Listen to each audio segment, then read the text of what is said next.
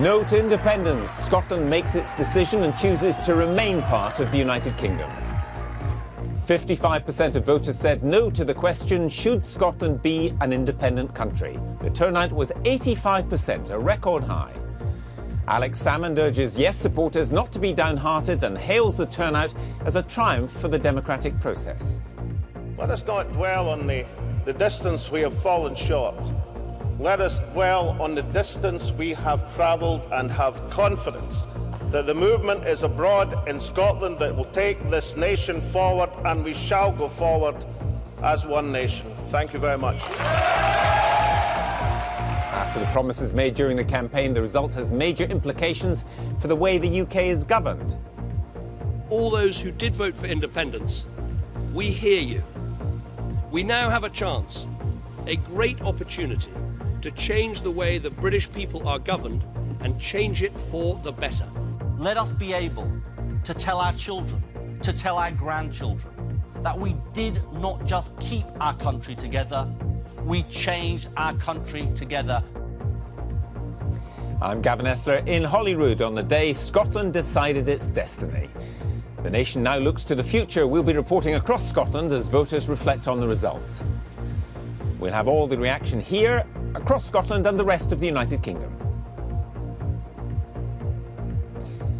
The answer is no, but that does not mean no change. We'll look at what happens next.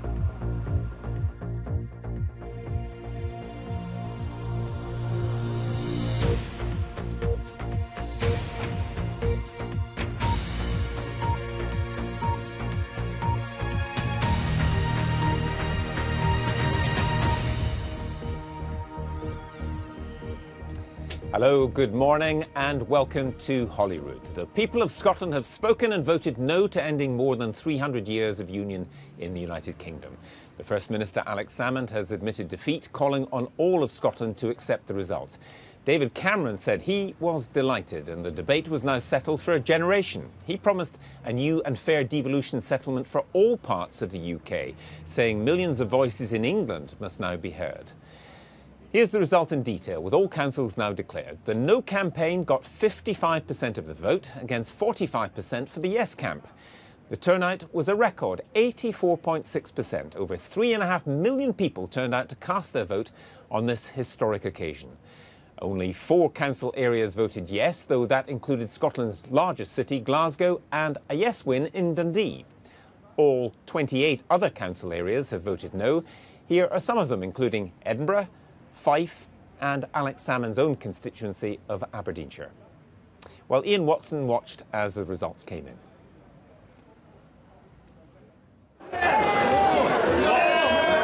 They're shouting yes, but they've spent most of this campaign saying no. With all the results now in, supporters of Better Together celebrated Scotland rejecting independence. Their mood was in stark contrast to his. The leader of the Yes campaign, Alex Salmond, was about to concede defeat as he left Aberdeenshire. By the time he'd arrived in Edinburgh, the brave face was back, and he decided to accentuate the positive. Thank you to Scotland for 1.6 million votes for Scottish independence. Then he called on his supporters to accept defeat. I accept that verdict of the people, and I call on all of Scotland to follow suit in accepting the democratic verdict of the people of Scotland. And the leader of the Better Together campaign declared that a no vote didn't mean no change. But as we celebrate, let us also listen. More than 85% of the Scottish population has voted. People who were disengaged from politics have turned out in large numbers. In Downing Street, the Prime Minister said the question of independence had been decisively answered. Now the debate has been settled for a generation, or as Alex Salmond has said, perhaps for a lifetime. So there can be no disputes, no reruns. We have heard the settled will of the Scottish people. The first council to declare, Clackmannanshire in central Scotland, set the tone with the majority there rejecting independence. No, 19,000. 19,036. to the referendum. The Yes campaign did get the consolation of winning in Glasgow, Scotland's largest city. Yes, 194,000. No, 169,347. And then in Edinburgh, with all the votes counted, Scotland's most senior election official declared the final result. Yes, the number of votes, 1,617,989. No, the number of votes, 2,001,926. Turnout has been high, from 75% in Glasgow to more than 90% in Stirling, and there were high spirits here at the No campaign when they heard that a majority of voters had decided to embrace the Union and voted for Scotland to stay in the UK. Ian Watson, BBC News, Glasgow. So how did the results unfold? Jeremy Vine takes a closer look.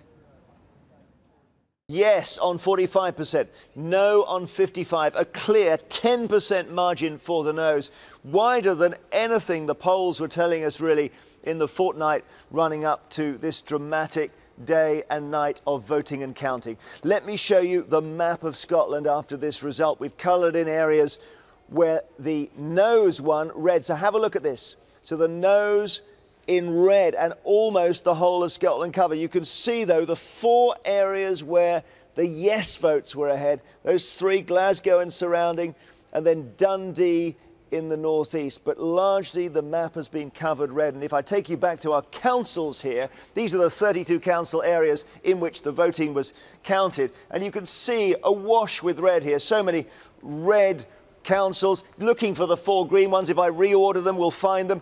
Glasgow, the biggest, went for yes, 53%. So did North Lanarkshire, another big council. That went for yes. It wasn't enough, though. Edinburgh, Fife, South Lanarkshire, Aberdeenshire, the other huge councils going no. And the first results we had came in on the smaller councils. Clackmannanshire, Shetland, Orkney, all coming in early in the evening, all going no. And it was quite some time before Dundee City became our first yes. So, after this extraordinary night, I can show you here a spread of these council areas with the noes on this side and the yeses on this side. And again, this just illustrates, you won't call it a whitewash, this no margin, but it's certainly a very convincing victory to those who argued that Scotland should stay in the United Kingdom. Look at these 4 councils here. These were the 4 yeses: Dundee City, West Dunbartonshire, Glasgow, North Lanarkshire. Those were the only 4 yeses of 32 councils. Come down with me and you see the other councils. You'll see the margins increasing as you come down here until we get to the councils which voted no most decisively. Scottish Borders, Dumfries and Galloway, for example. Conservative leading on the border with England. Orkney and Shetland, the island councils. But yes, this was convincing. As you can see, in the end, only 4 council areas going with the arguments of those who said that Scotland should leave the UK. Jeremy Vine there. Well, one of the unique features of this, many unique features actually, of this campaign has been that voters as young as 16 were able to vote. I've got 2 of them with me. Generation 2014, Iona Torbett, who was a no voter, and Annie Lennox, who's sitting next to me, who's a yes voter. Annie, you must be a bit disappointed this morning. Obviously, yes, I am. This was, I think, our time to flourish and stuff, and we've just let that go. So it does seem like a missed opportunity. What, how do you view it? I mean, obviously, your side won, but is there a little bit of you that's slightly disappointed that there wasn't this big leap into the future? I think if Scotland had become independent, it would have been like a season of not so much freedom, but it would have been a new season, and it would have been had a lot of opportunity. But I think that Scotland's more secure in the United Kingdom. I have family scattered all over the UK, so the reason I voted no was because I didn't want the country I'm so proud to be a part of, Britain, to be broken up and have my family divided. How has all this changed you and people your age? I mean, the sort of, I suppose the stereotype of teenagers is you're not interested in politics, you're consumers of information and you sit on Facebook all day. But were you out knocking doors? Yeah, well, especially through this project, actually, we've had the opportunity to do so many things and learn so much. And I think because young people are now given this responsibility, that they naturally are more entitled to go and find out more because they're more involved and they have more of a say. Has it changed you, do you think, as well? Yeah, I think I always was kind of interested in, well, not overly interested, but kind of interested in politics. But this is really like, you actually see like your vote and the way you can really change. You can change things if you want to. So that's what I've learnt. One of the things about this campaign which is really striking is I've talked to journalists from all over the world who are here, from Asia, from all over Europe, from North America, and they're fascinated to see people like yourself engaged in politics, because there's a kind of malaise in politics in North America, all over Europe. Do you think you will continue to be involved, or is there a danger? It's politics as usual, it's all about them, it's not about us, all those arguments that we've heard? I think, for me personally, I'm not that overly interested, but I think some young people, they have never been interested before, but this has really like given them so many they're like, oh, actually what I think, I can make a difference with that, and my vote does matter. So I think there is like a lot more interest now from... What about you, Annie? I would definitely have to agree. There's been very little for people our age to be involved with in the past, and I think because we've had this responsibility, we've obviously become a lot more interested. I think because we're going back now, if you're 16, obviously you won't be able to vote in the next general election.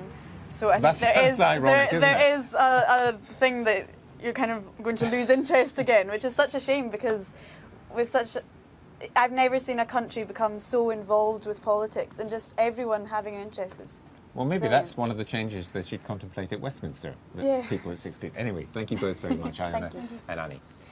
Well, there's been a lot of reaction at home in Scotland and around the world to the result. Wales First Minister has tweeted to say he's pleased Scotland has voted to stay in the Union. The head of the CBI has said common sense has asserted itself, adding that businesses across the UK would now be relieved.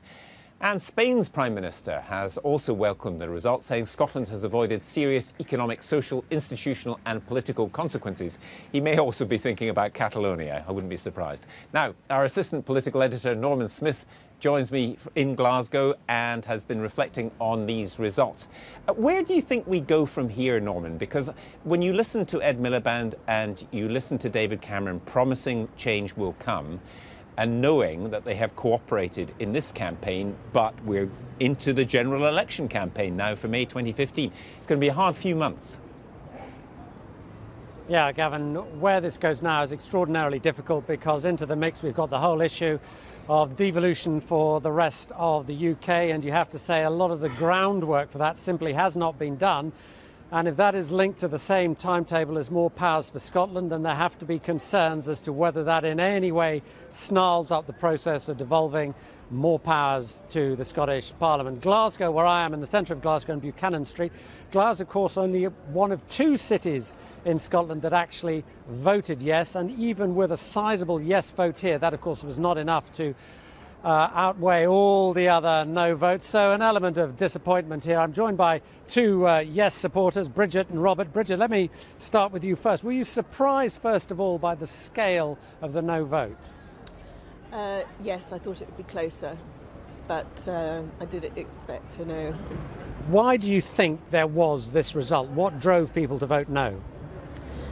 There was an element of people who were very firmly convinced from the beginning that they wanted to stay in the Union, but I think there's a large number of people who just listened to the promises that were given towards the end of the campaign.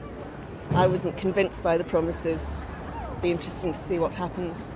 And Robert, at a personal level, for you, I mean, how do you react to this? Do you just move on, put it to one side? I think we do. I think we do have to move on. And I think Glasgow will. I think Scotland will. It was disappointing. I personally thought it would be 55 for yes. Mm-hmm. I wasn't expecting a no win, given all the canvassing that we did. No, I was really surprised. So what swung it then? Was it, as Bridget suggests, these last-minute promises that we had from the three-party leaders? I think the vow on the Daily Record might have done it. I think also as well, I think some of the, how do I put it, some of the no canvassing, I would have said was questionable about how they were approaching the implications of a yes vote. Yeah, there was a lot of suggestions of scare stories in terms of where the banks might go, where businesses might go. Were people frightened into voting no? Yes, and I've heard of Polish people being told that they wouldn't be able to stay here and work, and really quite ludicrous stories. But I think when it's brought down to a personal level like that, it was scary for people in the end. As far as the economy goes, there was always one expert on the other hand who would tell you something different. So in the end, you had to just weigh up what you thought was important. Okay, Bridget and Robert, thanks very much for your time. Gavin, understandable disappointment, I suppose, here in Glasgow, because, as I say, it was really the one key win along with Dundee for the Yes campaign. Simply not enough, though, to outweigh all the other no votes for what, at the end of the day, was a fairly comfortable win for the no side. Indeed, Norman, thanks very much. Well, now, following that fairly comfortable win for the no side, the ball is passed pretty firmly to the party leaders in Westminster and what they are going to do about all those promises for change. Matthew Unrolawala is there. Matthew.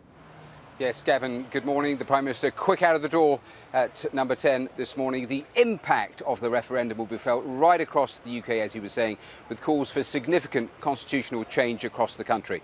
Well, David Cameron promised to produce reforms which will deliver English votes for English laws. Our correspondent Ben Wright has more on all of the political fallout. After an anxious night's wait in Westminster, by dawn it was clear Scotland would stay in the UK. But politics has changed for good. The referendum was a wake-up call to politicians of all parties.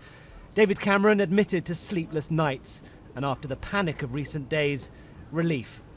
The people of Scotland have spoken, and it is a clear result. They have kept our country of four nations together. And like millions of other people, I am delighted. As I said during the campaign, it would have broken my heart to see our United Kingdom come to an end. In the final days of the referendum, the three main party leaders promised more devolution if Scotland voted no. So what happens next? They've said Westminster will give extensive new powers to Scotland over tax and spending. They've also said Scotland will continue to get extra funding from Westminster. Only the timetable for devolving more powers has been agreed, not the measures themselves. The first plans will be produced by the end of October.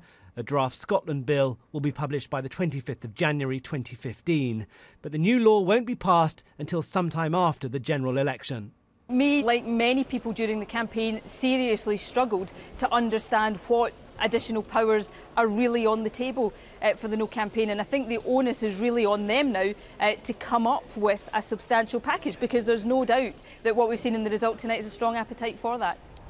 The last-minute promise to give more powers to Scotland has uncorked huge constitutional questions for the United Kingdom, and change seems inevitable. Some MPs have said there should be an English Parliament now too, and there have already been demands to stop MPs from Scotland voting on laws that only affect England. And this morning David Cameron said there would be a deal for England too. The question of English votes for English laws, the so-called West Lothian question, requires a decisive answer.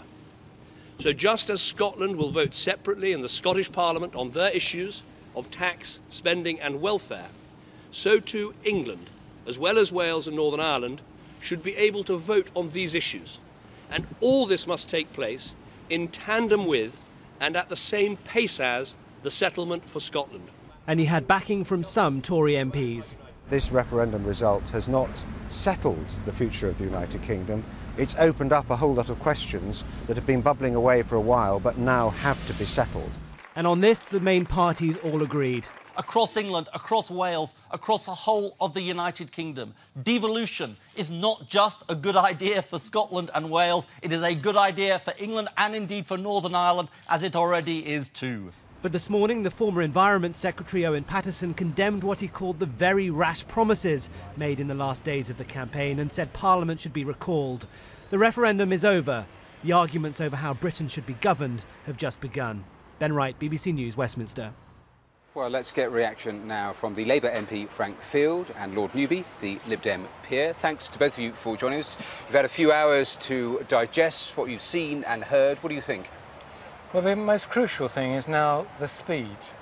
The Prime Minister needs to react and is reacting because he knows if he doesn't outpace UKIP, then his vote's finished. And it's equally important, but more immediate, for Ed Miliband, our leader in the Labour Party. These couple of days, it's crucial that he does not appear to voters to be so muffing the response that he appears to be against the English. We've got to, in these next couple of days, Labour's got to appear as the genuine party of the English if we're going to actually have a long-term future in England. You've actually written that Labour MPs need to change the leadership's line. What do you actually mean? Well, I mean that if they don't, we're going to have a general election. We ain't going to change what's going to happen to voters in the general election. They're going to have two questions to ask us. One is, are the English going to be treated now equally to the Scots? Will we have our own assembly or parliament, whatever you want to call it? And our answer has to be very clearly yes to that. Secondly, every English candidate will be asked. In Scotland, every individual gets £1,500 a year more in public expenditure than your own constituents. Are you going to vote for that to go on forever, or will you vote to phase it out? And the answer must be yes to the first question and yes to the phasing out on the second, if we are actually to survive the polls. And you're saying that seats will be lost unless you decouple from the Barnett formula. Just a quick word on this whole issue of English votes on English issues. How much of a problem is that, a basic problem for Labour with so many Scottish MPs? It's only a problem for us if we try and defend the status quo, which is now dead in the water. If we actually get in first and actually capture... But would you be able to govern? But if we capture the English imagination, Gladstone showed that it was quite possible to talk about Home Rule and its consequences and change people's voting intentions, not for the coming election, but for umpteen general elections that actually follow. That's the moment we have to grab this opportunity and not be seen to be fighting against what the English voters will want. Lord Newby, Frank talking about the speed of what is required now. How likely do you think there is going to be cross-party support, A, on the exact new powers to give to Scotland, and also the sort of constitutional change that has to take place in the rest of the UK? How likely you will actually get agreement across the main parties? I think it'll be easier to get agreement on Scotland than it will on England. But we do need, as Frank says, to move quickly on England. In the Lib Dems, we've been arguing for decades about proper devolution within England. Now we've absolutely got to grasp that and do it. And on that timeline, by February, given that we have battled with this for such a long time, is that in any way realistic? For those of us who've been arguing about it for decades, actually to have the chance to move quickly now is a great opportunity. And we don't want to kick it into the long grass. And it's one of these points, unless we move quickly, I think there's a real danger that it will go into the long grass, and that's just unacceptable. Just a finer, wider thought, Frank Field. Why did it take Gordon Brown with those absolutely barnstorming performances of the last couple of weeks to energise the Labour vote? Is there a question again that comes back to the authority of Ed Miliband? No, all of that is actually changed. Howard is quite right. The Prime Minister's got to fulfil his timetable by February, otherwise he loses out to UKIP. And in the next couple of days, Ed Miliband has got to respond in a way that the people of England see that Labour is for England and not just for defending its privileges in Scotland. And if he doesn't, very briefly? Then, in fact, it will be grim for us. But I'm hopeful he's actually going to rise to this actual moment of opportunity to recast long-term voting loyalty. That's what's at stake. That's what's so exciting about this morning. OK. Frank Field, Lord Newby, thanks to both of you. Thank you. Thank you. Gavin, it is back to you. More from me a little later. See you later, Matthew. Thanks very much. Now, our royal correspondent Nick Witchell joins me from Balmoral, which is where the Queen is currently staying. A loud sighs of relief from Balmoral, do you think, Nick?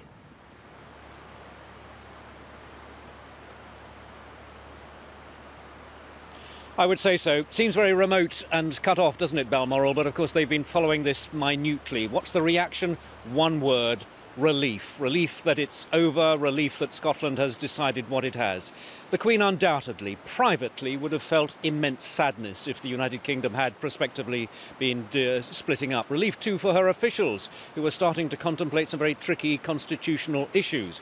What can we expect today? Well, I think once all the politicians have said what they wish to say, I think this afternoon it's expected that the Queen will issue a short written statement, and it seems logical to surmise that after this really quite divisive campaign, she will concentrate on the vote, the decision that Scotland has taken, and express the hope that Scotland is now able to move on, to come together and accept that decision in the interests of Scotland. Nick, thanks very much for joining us from Balmoral there. Now, the polls have been followed very closely throughout this campaign. I'm joined by Joe Twyman from YouGov. How do you think you did? I think we did pretty well. Last night at 10:30, we announced that we thought the result would be 54-46 in favour of no. It turned out to be 55-45, so we can be happy with that. And actually, all the pollsters, established pollsters and new pollsters, predicted a no victory. And given that there were warnings that this could be our Waterloo, it's comforting. Well, it may not have been your Waterloo, but it was on the road to Waterloo, predicting a fairly comfortable win for yes, was it not? I mean, that's what changed the campaign, changed the course of politics, and perhaps that was just a rogue poll. Well, you might think it was a rogue poll, but if you look at the underlying trends, you can see that actually it was pretty much on trend. We went from a 22% lead at the beginning of August, but then a series of polls showed pretty much a straight line down to what was essentially neck and neck. And yes, we're ahead very slightly, but it was in margin of error. Since then, there was a surge back to no. And again, relatively straight trend up until yesterday, when even then we were surveying people who were switching from yes to no at the last minute. But do you think that maybe you've got to learn to change something about your methodology? I mean, this was unique in some ways. There were 16-year-olds voting who hadn't voted before. There were people who'd never been involved in politics. And you find these people very difficult to reach, don't you? Yes, but we spend a lot of time in order to find these people. We spend an awful lot of time interrogating the 14 years worth of data we have on these people in order to find out exactly what they look like and exactly how they're going to behave. And as I say, our final poll yesterday was pretty much spot on. I don't think we need to change our methodology because, yes, we showed no, yes was ahead, but there's no reason to suggest that wasn't the case. There was clearly enthusiasm for the Yes campaign, as anyone could see on the ground in Scotland. What I think happened was people getting involved in that momentum, really thinking that they were going to vote yes, but then when it came down to it, uncertainty around the economy, jobs, things like that, brought people back towards no. But something that I noticed throughout this campaign for the past year, that a lot of people who I thought were going to be no voters wouldn't say. And they just say, oh, I don't know. And I thought, this is anecdotal evidence, they did not seem to be really don't knows. Which is why you need to explore beyond simply people's responses. And we conduct our surveys, for instance, online, so that people can be more honest with a computer than they can be. Do you think they would be? Oh, There's a whole host of evidence that shows they can be. But you have to ask the right questions. Well, are you Scottish or British? That kind of question. It's all about asking the right questions to the right people at the right time. And as I say, if you can do that and you can accurately represent the sample that the population that you're trying to survey, then you can deliver accurate results, as we have done. Do you think that it would help if those of us who are journalists would not dismiss the don't knows in quite the way we did? Because what we tended to do, all of us, is say this is who's saying yes, this is who's saying no, if you factor out the don't knows. And the don't knows in some ways were the most interesting part of this campaign. Absolutely. In a way it was almost decided on the don't knows, but it's inevitable, of course, that you will focus on the horse race. Who's in front? In the same way that when it comes to a general election, we want to know who wins. Why? Because that's what produces the headlines and that's what we're interested in. But there's, particularly nowadays with the growth of big data and all things like that, there's a lot more that can be looked at, and so yeah, it's there if you want it. And in terms of those don't knows, I also met people through the campaign, as I'm sure your pollsters did, who were on one side, who were on the other, who changed back. I met people as late as yesterday, 2 of them, who were definitely going to vote but had not quite made up their minds. So that is rather unique in electoral experience, isn't it? Because you tend to get people who know what they're going to do. Yeah, generally speaking, people associate with particular parties. They know who they're going to vote for. But as I say, we polled on the day that people were voting, and people who the previous day had said they were going to vote yes switched to no. And so that's really really unusual, but does make things very interesting. Have you ever polled how many people trust the opinion polls? What's the percentage? Well, everyone trusts me. Joe, thanks very much for coming in. Joe Twyman there from YouGov. Now, David Cameron has said there will be talks with the Scottish National Party on the transfer of further powers to Scotland after the no vote. The prospect of further devolution for Scotland will also, of course, have an impact on the rest of the Union, as our Deputy Political Editor, James Landale, reports. Here, at the very heart of Westminster, high up on the walls, 4 saints offer a reminder that this Parliament represents all 4 corners of the UK, a united kingdom still, but perhaps a little bruised. The relationship with Scotland will take quite a bit of repairing, because there's been a great deal of polarisation within the Scottish people and the Scottish electorate, and in some cases venom. So nerve ends will be raw, there'll be resentments in all sorts of places, including south of the border. The first task for Westminster will be to begin the process of devolving more power from here to Scotland, giving Holyrood those extra powers over tax, spending and welfare that the pro-union parties promised during the referendum. But such a huge constitutional change will not go unnoticed in other parts of the United Kingdom. Some Welsh leaders say the Cardiff Assembly should get similar powers, and in Northern Ireland there are growing calls for change. I think there's going to be uproar at the whole imbalance that the UK constitution has now got itself into, because promises were made on the hoof during the campaign. But perhaps the greatest pressure will come from English MPs, demanding the right to decide English laws themselves, without the involvement of the 59 MPs representing Scottish seats. But the membership of it would be the English MPs elected to the Westminster Parliament as today, so that we would carry on and we would do 2 jobs. We'd be English MPs on some days of the week, doing all the devolved matters, and we'd be Union MPs along with our Scottish and Northern Irish and Welsh colleagues on other days of the week doing the Union matters. But devolution can come in many forms. Some say it should be English local councils that get more powers and perhaps more money to decide their own affairs. This Parliament has got to let go of some of the powers it has. So must Whitehall. We've seen devolution within Scotland, Wales and Northern Ireland, but none at all in England, which remains the most centralised bureaucratic monolith in the free world. It's time for a radical programme of devolution of powers within England. So while the Westminster Parliament still represents 4 nations, the balance of power between it and the devolved bodies is about to change. And it is change that will be very hard fought. James Landale, BBC News, Westminster. Hello, good morning. If you've just joined us, I'm Gavin Esler, live in Holyrood on the day Scotland decided. Scotland stays, the nation says no to independence and chooses to remain part of the United Kingdom.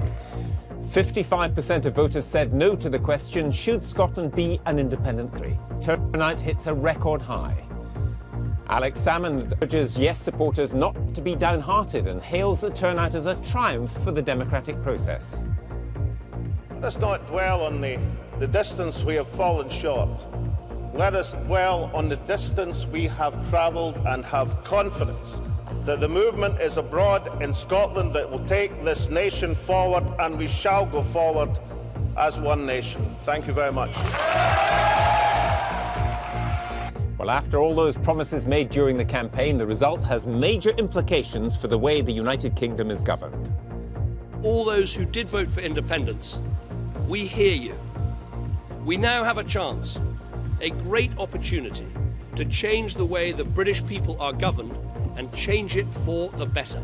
Let us be able to tell our children, to tell our grandchildren, that we did not just keep our country together, we changed our country together. The Welsh First Minister says Wales cannot and will not play second fiddle as a new UK constitution is decided. The old union is dead. We need to forge a new union. But no more committees, no more messing about, no more panicky deals. It's time to sit together, all of us as 4 nations, and work this through for the benefit of all of us. And the nation now looks to the future. We'll be reporting across Scotland as voters reflect on the result.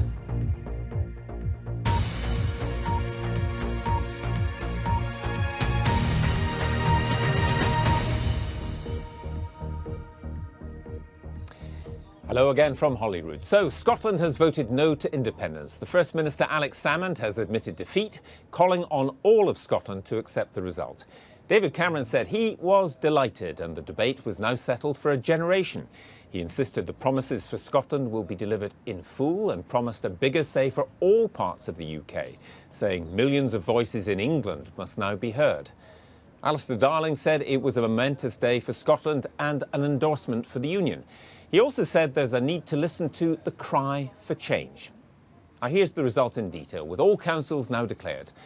The No campaign got 55% of the vote against 45% for the Yes camp. Turnout was a record, 84.6%. Over 3.5 million people cast their vote on this historic occasion. Only 4 council areas voted yes, though that included Scotland's largest city, Glasgow, and a yes win in Dundee. All 28 other council areas have voted no. Here are some of them, including Edinburgh, Fife and Alex Salmond's own constituency of Aberdeenshire. Matthew and Rola Waller now joins us from Westminster. Matthew.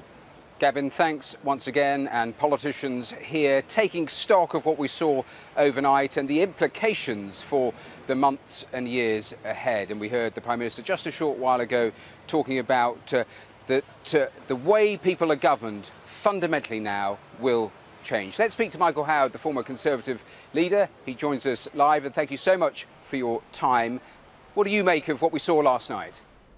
Well, I'm obviously very pleased, and I think this issue has now been resolved really for a lifetime. I can hear your floor manager, I'm afraid, Matthew. Do you think you can get them to cut that out? Because it's very off-putting. I'm sure they can twiddle a few dials as I ask a very long question to you, and hopefully the problem will be resolved. But you were just welcoming the result.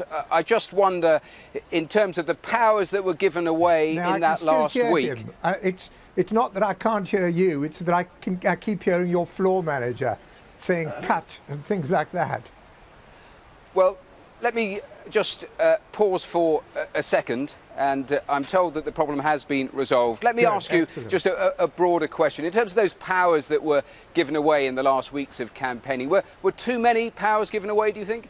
No, not at all. After all, the promise of Devo Max, of extra powers for Scotland, had been there from the beginning, and it wasn't unreasonable that towards the end of the campaign that they should be spelled out in greater detail.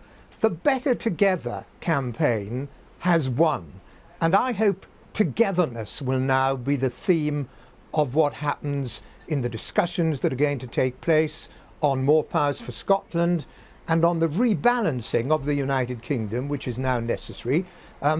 England is going to need a greater degree of self-government, and so are Wales and Northern Ireland. So there is to be a very fundamental rebalancing within the United Kingdom, but I hope that it can be conducted in a spirit of togetherness. The Prime Minister has given a lead. It wouldn't be a bad example of togetherness if the leaders of the other United Kingdom parties could join forces with him, reach agreement on this rebalancing as quickly as possible, so we can then all go forward having put this epic campaign behind us. There is a danger, though. It does get mired in party politics. Even if you look at the number of Scottish MPs, 41 out of the 59 are Labour MPs. And when they hear just English issues and English votes, they immediately, obviously, worry about how perhaps they will govern. How do you avoid the party politics simply not allowing that very tight time frame that David Cameron was talking about actually being delivered? Well, you're quite right, of course, to point out the danger, and there always is a danger. But if everybody puts the interests of the United Kingdom first, I think that there is a common sense solution to all this. If extra powers, for example, are going to be given to Scotland, then common sense demands that on issues where Scottish members of Parliament have no say in their own constituencies, they should no longer have a say on those issues for English constituencies. And indeed, I set out that proposition in the Conservative Manifesto in 2005 when I was the leader of the Conservative Party. So I don't think if people approach these challenges in a spirit of togetherness and goodwill, I don't think it's going to be all that difficult to resolve them. And just briefly, do you know where it ends? Because certainly newspapers in the north talking about, well, they want more powers for their regions, their cities. I saw on the London Evening Standard an article only a couple of days ago demanding more powers for London. Where do you think this ends? I hope it ends in a strengthened United Kingdom with more devolution, but a country that can go forward with great confidence, having decided this great issue in the right way. Well, Michael Howard, Lord Howard, thanks for being with us and thanks for bearing with those sound problems right at the start. Thanks for your time. Gavin, back to you. Matthew, thanks very much. So now we know the result. What's next? Here's Christian Fraser. Christian. Gavin, thank you very much. Well, if it had been yes, the business of dividing the UK would have started this morning, with Scotland taking full powers over all this lot. Tax, pensions, public debt, social security, international relations, defence. It would have had its own passports. Scotland could even have changed its own time zone. But the people chose no, and most of the powers that were to be assumed by Holyrood, for the time being at least, remain in Westminster's hands. What it doesn't mean, though, is a return to the status quo. In the final weeks of the campaign, Better Together promised substantial change, and the SLMP will certainly hold them to that commitment in the coming months. So, here are two powers which look set to be further devolved: tax and social security. At the moment, the Scottish Government can vary the level of income tax by up to 3 pence, though it's never used these powers. And under the 2012 Scotland Act, they'll have further scope to adjust those rates by 2016. But faced with the threat of independence, the three main Westminster parties agreed to go even further. The Tories and the Lib Dems want to give Holyrood complete control in the setting of personal income tax rates, with negotiations due to start in the coming weeks. We might also see more powers over VAT, on air transport duty, perhaps also the power to change inheritance tax and capital gains. And what about this other power, social security and benefits? Well, Labour would like to fully devolve housing benefits policy, and the Tories are minded to agree. Alex Salmond promised that with independence, the Scottish Government would scrap the so-called bedroom tax, and that may still be the case if the Scottish Government can fund it. But Nicola Sturgeon said this morning they want more on welfare. They want new job-creating powers, so it seems likely they will push for more than has currently been promised. So when is all this likely to happen? Well, let's put up this timeline for you. In fact, this is Gordon Brown's timeline. Negotiations through October, a white paper by the end of November, draft legislation appearing somewhere here near the end of January, and a second reading of the bill before the end of this Parliament, which does look a tight deadline in mind of the dissent now brewing in Conservative ranks. Some Tory backbenchers want a federal UK with more powers for England. Labour not as keen. The beginnings then of what could be a huge constitutional wrangle. And let me leave you with this one last thought. It's this date right at the end of our timeline, 2017, and the Tories' proposed referendum on Europe. What happens if the UK votes to leave? The pro-Europe lobby in Scotland says that would renew calls for another independence referendum. In other words, Gavin, the union might look the same right now, but this is only Act 1. Christian, thanks very much. On the end of Act 1, at least. Well, we've been bouncing up and down through the United Kingdom, up and down through Scotland, from Aberdeen in the north. Let's go to Berwick now, in the Scottish borders, and our correspondent there, Richard Moss. Richard. Yes, thank you. Well, of course, we are on the English side of the border, but nowhere feels more Scottish in England, perhaps, than Berwick. I mean, it's changed 13 times between the two countries. So it's no surprise that people here have been following the independence debate very closely, even if sometimes they don't have a vote in it. Well, let's see what people have made of the result today. Let's see if we can find some people. Excuse me, sir. Just wondered what you made of the results of the referendum overnight. I think it's the right thing. Yeah. Sorry, just shopping. Yeah, with life going on as normal now. Let's see what... Excuse me, madam. Excuse me, sir. I was wondering what you made of the result of the independence referendum overnight. Went the way it should have done, all the way along the line. Do you live south or north of the border? South of the border. But you didn't want to see a new state just north of here? I think it would be very difficult to be independent, but the lines is closely interrelated for many, many centuries. Thank you very much. Okay. Let's find someone else to talk to. Yes, madam. I just wondered whether you could tell us what you thought of the referendum result overnight. I'm absolutely delighted. Absolutely delighted.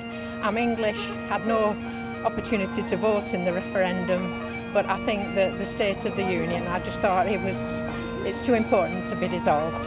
And how important was it for somewhere like Berwick, so close to the border, that the result was a no vote at the end? Well, I think that the people we spoke to yesterday, their views were, I echoed their views, really. So Thank you very much for talking to us. Thank you. And that is the general feeling here in Berwick of people I've spoken to, that generally there are some people who wanted independence, but there's relief here because the connections between this town and the border are so close that they were worried about currency, they were worried about border controls. But if you're worried about the views of the Piper, I did ask him earlier, he was very sympathetic about independence, but guess what?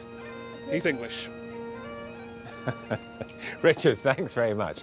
What a complicated country we live in. Let's go over to the other side of the border now, because some people in the north of England particularly, and especially in the northwest, have sometimes felt a bit neglected by Westminster as well. Dan Johnson is in Carlisle for us. Dan.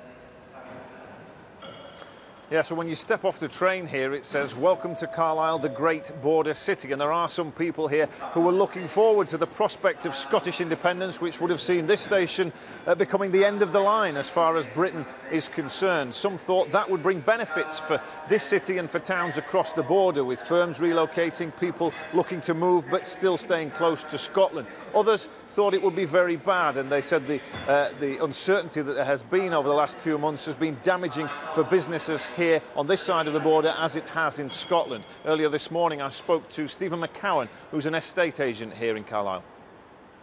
I think it's very good news, particularly for the housing market. It will give clarity, which has been lacking for the last few weeks, and ultimately the turmoil which could have ensued if independence had gone ahead would have been quite a hard thing to combat. What were your worst fears? That there would have been an independence vote in favour of Scotland pulling away, and that would have left certainly the north of England as the last bastion.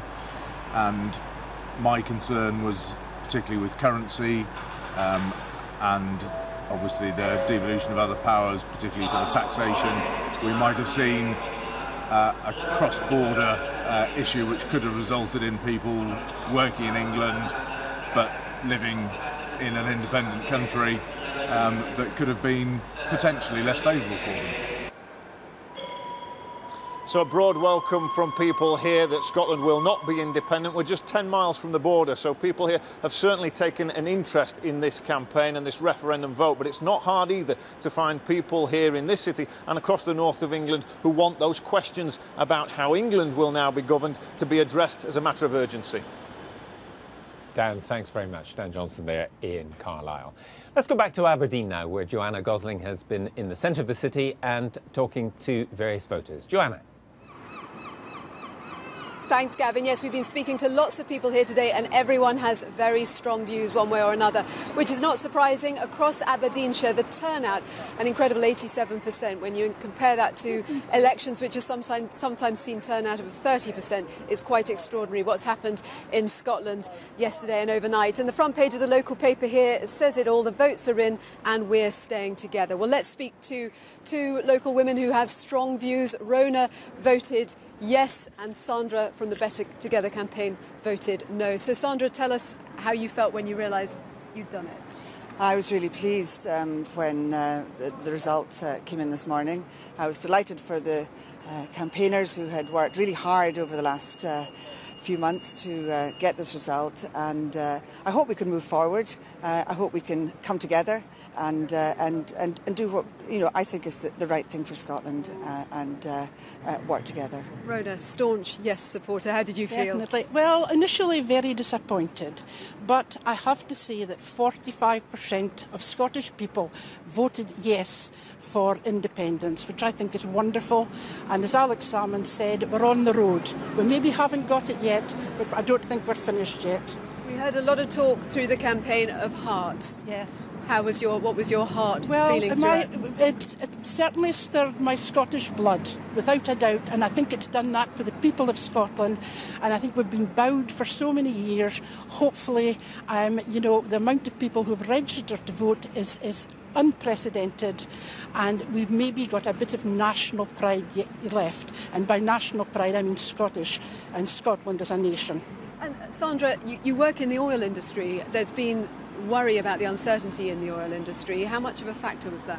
Well, my Scottish blood too was churning over the last few months, and certainly in the industry there was concern about some of the aspects. But I think things will settle down now. I think with the oil price trending downwards and with other economic measures in place and sustainability being looked at throughout the industry, I think this result will be a steadying hand on things, and I hope that will be good for my industry. Sandra and Rona, thank you very much. It's got everyone engaged with politics. Let's hand you back to Gavin. Joanna, thanks very much. And we had some views reflecting those of the oil industry in Aberdeen. The oil industry expert, Sir Ian Wood, claimed during the campaign that the Scottish Government's North Sea oil forecasts were too high by up to 60%. He estimated that production would be down to a sixth of the current levels by 2050. This morning he said he was pleased at the results, saying the Scottish people had chosen the best of both worlds and the vote would encourage more investment.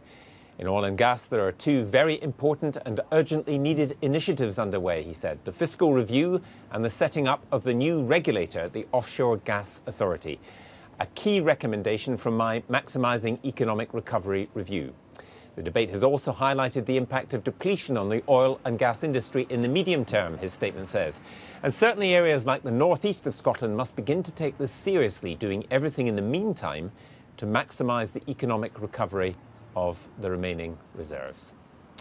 Well, staying with business matters, we can cross to Simon Jack now, who's in the City of London. Simon. Thanks, Gavin. Yes, the markets have welcomed this move this morning. Stock markets up nearly 1%. RBS shares have gone up by 4%. Of course, those contingency plans to move their head office south of the border can now go back in the drawer for the foreseeable future. The pound rallied a little bit against the euro, coming off slightly now. And to be fair, there isn't an enormous high five going on with the traders behind me, because in truth, the markets never really believed that the yes vote would prevail. They got a bit of a scare with some of those opinion polls, but they stuck to their guns and they proved out to be right. The big questions are resolved, but now minds are turning to some of the complexities that are on the table with this devolution of powers to business over taxation and regulation, how that is exactly going to play out. And one area where you might not expect it to have resonance has been in Spain, where Spanish bonds have rallied, as this Scottish vote is seen as a blueprint for what might happen in Catalonia. So that's retreating. So markets warmly welcoming, but not a huge round of applause, as they didn't think it would ever happen in the first place. Simon, thanks very much. Simon Jack in the City of London. Let's head over to Cardiff now for some reaction there. Our correspondent Howell Griffith joins us. Howell. Yes, and just been listening to Wales's First Minister responding to Scotland's vote and what's rapidly morphing into really a debate over England's future. The huge concern here is that Wales will be left on the sidelines. Now, the Prime Minister did say in his remarks this morning that Wales would be at the centre of the debate over the new UK constitution. However, Carwyn Jones walked straight in to attack the Prime Minister, saying he'd sleepwalked into a disaster almost over Scotland. He must now guarantee that Wales had a voice.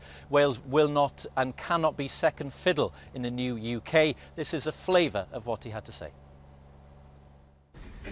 It's time to recognise that devolution is an established part of our constitution and needs to be guaranteed, as Gordon Brown has said.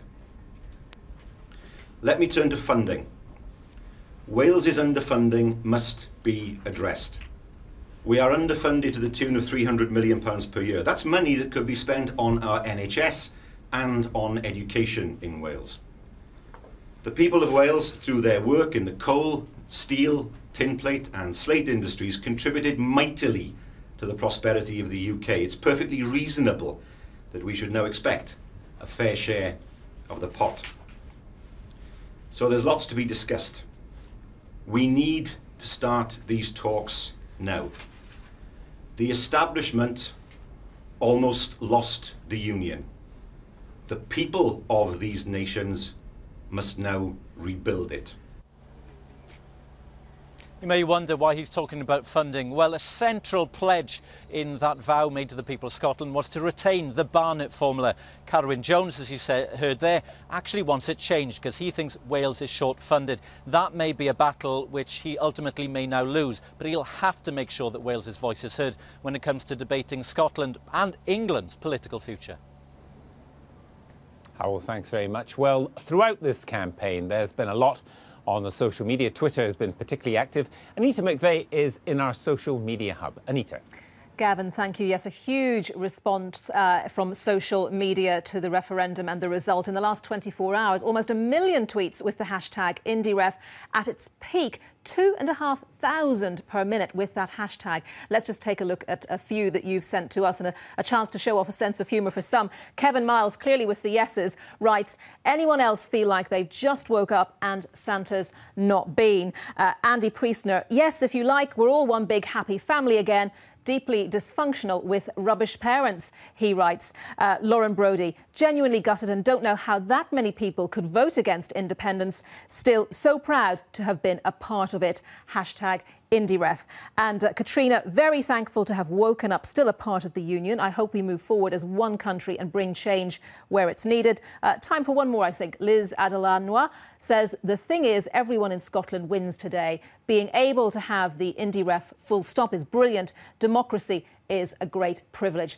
Thank you so much for sending in your comments. Keep them coming. You can join the conversation at bbc.co.uk/have your say or text us, of course, on the usual number 61124. Back to you now, Gavin. Anita, thanks very much, and we'll keep you up to date with all on social media throughout the day, as well as all the major political events that are happening the length and breadth of Scotland and at Westminster too. Now, with all the results declared and Scotland rejecting independence, let's look back at the highs and the lows of a very interesting night. It is a once-in-a-lifetime opportunity to take Scotland's future into Scotland's hands.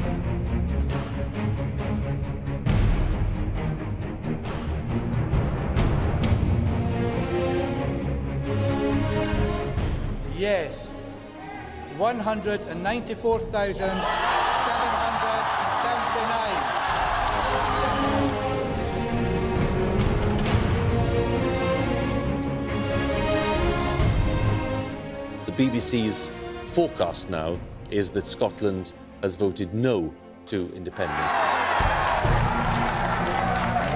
No, 194,638.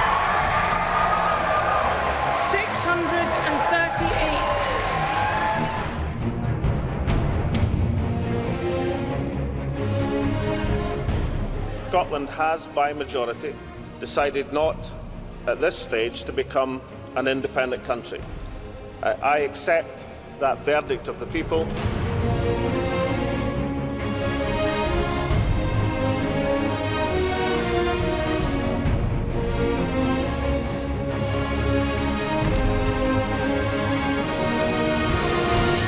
People who were disengaged from politics have turned out in large numbers.